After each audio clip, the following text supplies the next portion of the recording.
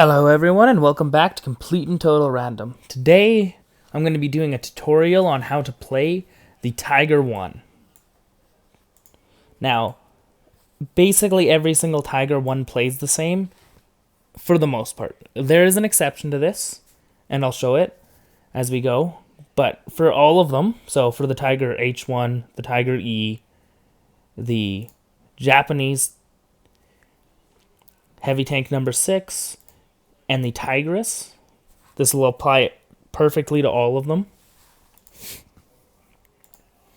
All of these tanks have a pretty similar playstyle. These all have the exact same playstyle. The only difference between the H1 and the E model is its is the weak spot of the Commander's Cupola here. An extremely weak spot on the H1. It's the best place to shoot if you're fighting it in a Sherman or other things. But the Tiger E, the Tigris, and the Heavy Tank number 6 do not have this weak spot because they have a different cupola. They also have a slightly different mantlet, but it doesn't make much of a difference for how you play the tank. So, you look at it, and it is a box heavy. So it's a box-shaped heavy, pretty good armor all around, meaning you can use your corners of your tank to protect yourself. Your best bet is aiming over either corner, pointing them at the enemy, and this will give you the best armor. It also means that if an enemy is behind you, instead of trying to turn your front to the enemy, you can just use this corner right here, or this corner on the back of them. And this will actually give you equivalent protection to if you're angling with the front. About equivalent. You get a little bit more out of the front because it's 102 millimeters versus 82. But it means that you're more likely to survive if you start using this as an angle as opposed to trying to turn all the way around and getting side shot. But, as I did say, there is an exception to the playstyle of the Tiger 1. And that is not to be confused with the VK45. The VK45 has a similar playstyle, but more weak spots. I'll show that in a second. The other Porsche Tiger. This Porsche Tiger is slightly different than the rest. This is actually based off of a Ferdinand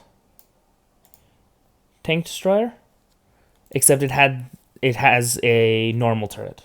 So it just has a Tiger turret, but it has a Ferdinand hull. So that's why it has this extra 100 millimeter plate here and here, giving it 200 millimeters of an armor. And meaning this is a tank that you actually play, a heavy tank that you play by aiming it straight forwards because of its extremely good armor sitting forwards. But if you angle it, this side is weaker than your hull front, as well as this extremely weak spot right here makes it really easy to kill. Same with at the back. You can't use your back corners to protect yourself because this armor's so thin and it's angled, so it decreases your protection if you're pointing it at the enemy. So your best bet if an enemy flanks behind you is to just use your rear armor, but it's not really going to save you. You're kind of just kaput at that point. So this is the pretty trolly one. It's quite fun to bring out because everyone's so used to seeing this or this and shooting it straight through the front if it's facing it. Now, we did do another video on the KV1. Now, on the KV1s, you angle your turret when you're in between shots to give you a bit more protection, but that's actually a bad decision on the Tiger 1s.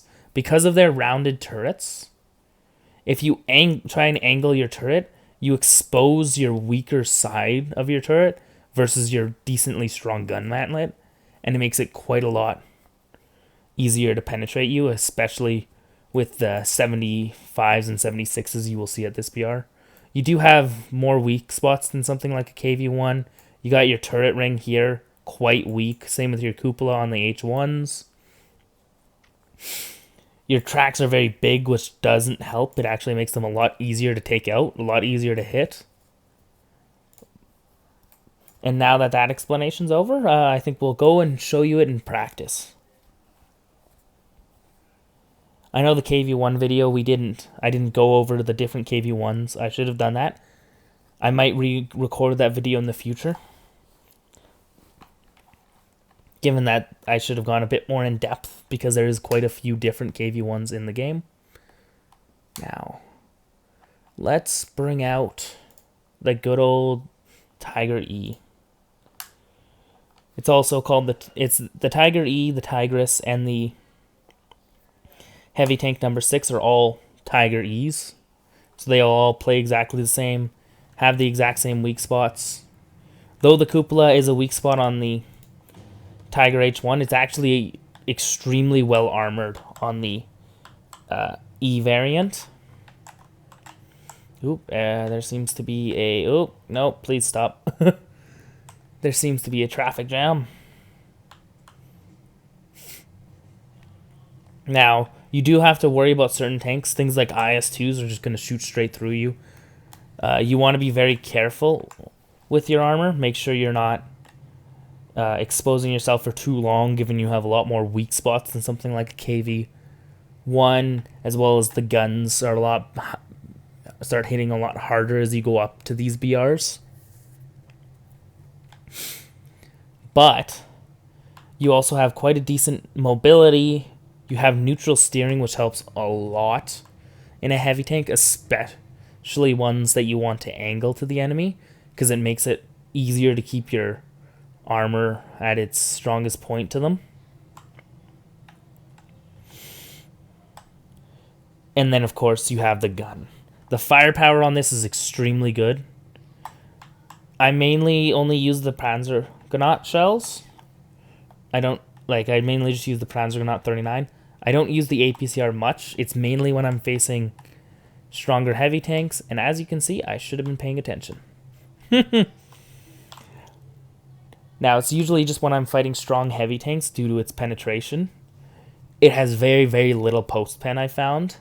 So unless you're shooting for crew members and stuff, it's not very good. Yeah. Now, as you can see, unlike the KVs, if you get shot in the side of the turret, you will take damage, but it does look like he got me inside the hull, so I'm lucky that he didn't one-tap me.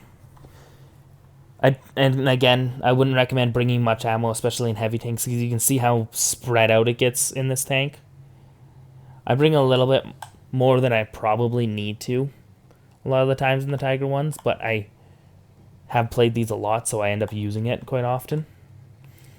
The other thing to note when playing heavy tanks is always look at the other tanks around you. Like, if you're in a 6-7 match, you more just want to use it as a, almost treat it like a medium or a light tank, because your armor won't hold up at higher BRs.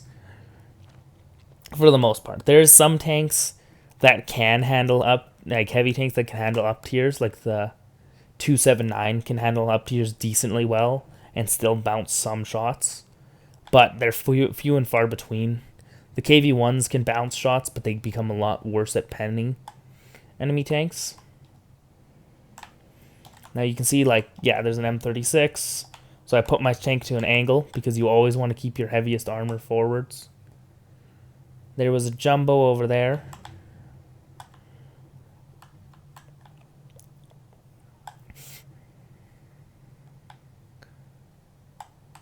The other thing is, especially with these bigger guns, always recrew when you can. Especially if you lose a lot of crew members, you want to keep your reload speed as high as possible in tanks, so it's never worth not just going and recrewing if you have the ability to.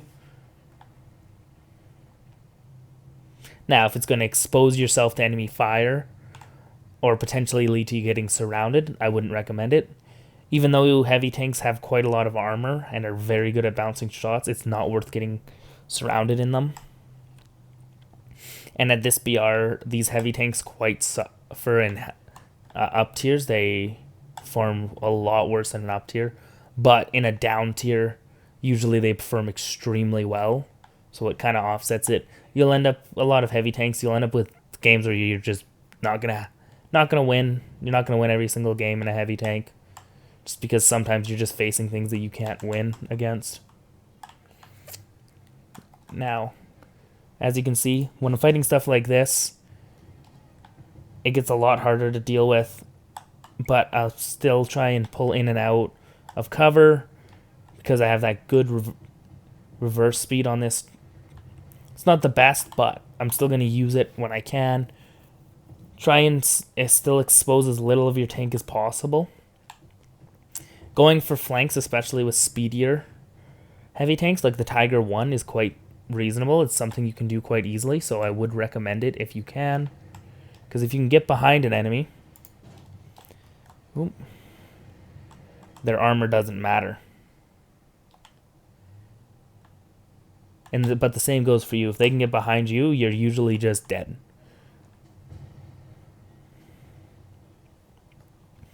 Now, and always try and keep your teammates alive because that's how you'll stay alive. If you're going to go for tanks, usually I'll go for disabling shots on tanks.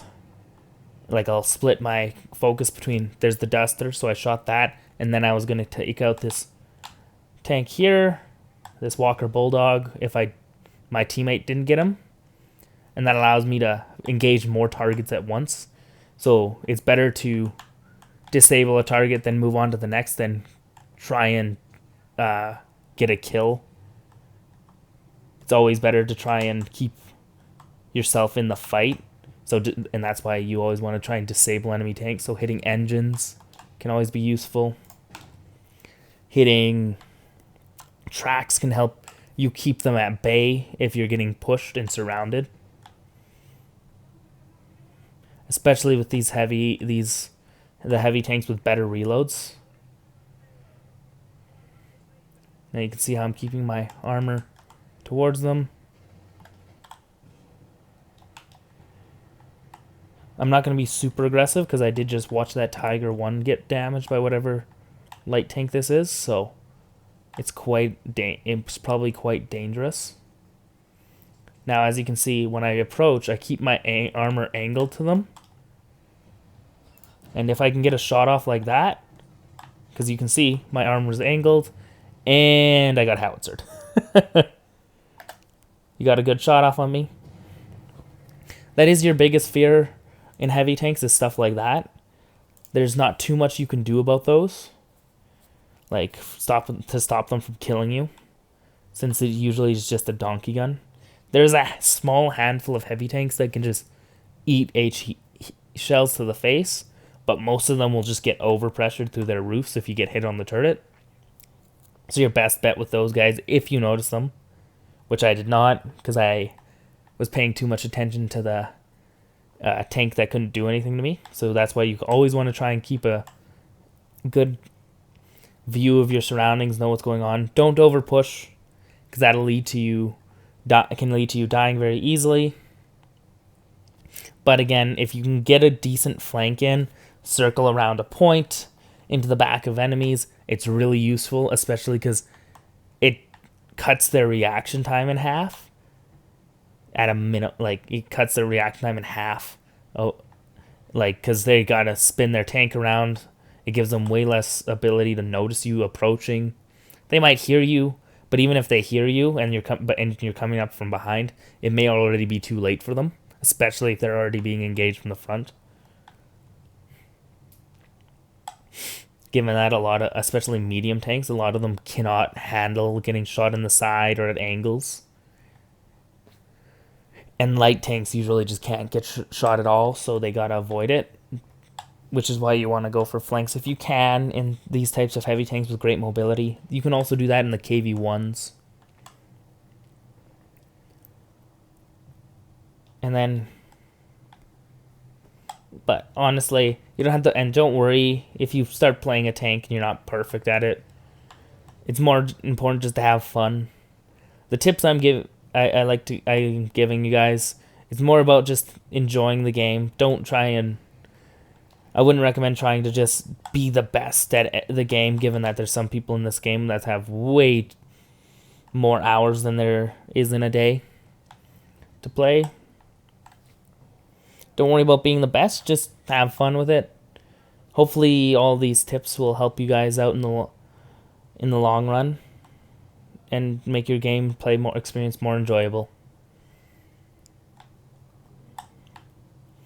Yeah. And then, of course, another recommendation is if you give your tank eyes, it'll mean that you can definitely notice enemies better. It has nothing to do with just paying more attention. It's definitely putting eyeballs on your tank.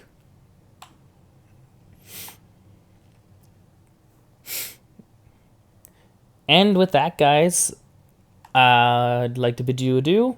If you guys have any suggestions for any tanks that you guys would like me to kind of go over tactics for and give tutorials for, let me know.